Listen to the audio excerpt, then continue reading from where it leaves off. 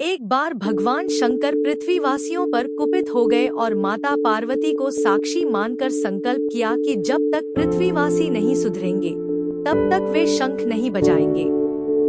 देव जानते थे कि शंकर भगवान शंख बजाएंगे तभी बरसात होगी। इससे घोर अकाल पड़ गया। पानी की एक बूंद तक नहीं बरसी। धरती पर त्राहिमाम मच गया। ऐसे में एक दिन भगवान शंकर पार्वती आकाश में विचरण कर रहे थे तो उन्होंने एक अजीब दृश्य देखा कि एक किसान भरी दोपहरी में चिलचिलाती धूप में खेत की जुताई कर रहा है। पसीने में नहाया मगर अपनी धुन में बहुत मगन। जमीन पत्थर की तरह सख्त हो गई थी, फिर भी वह जी जोड़ मेहनत कर रहा था। उसकी आंखों में आत्मविश्वास था और उसके पसीने की बूंदों से उम्मीद टपक रही थी।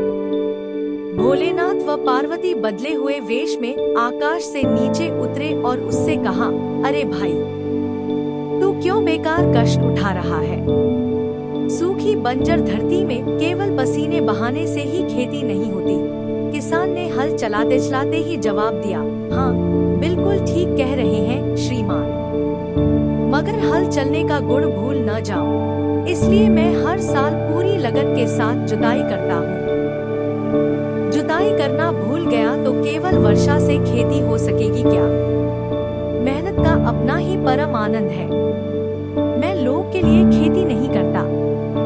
किसान की बात सुनकर महादेव को भी लगा कि मैं भी तो परम आनंद की अनुभूति के लिए ही शंख बजाता हूँ। मुझे भी शंख बजाए 1 बरस बीत गए, कहीं शंख बजाना भूल तो नहीं गया।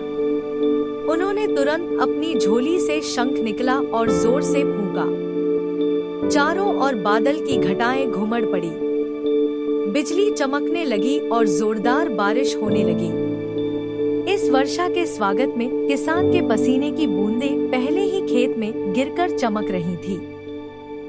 हमारा जो काम है उसे अपनी पूरी निष्ठा से बिना किसी लोभ लालच के करना चाहिए। इसी में परम सुख है।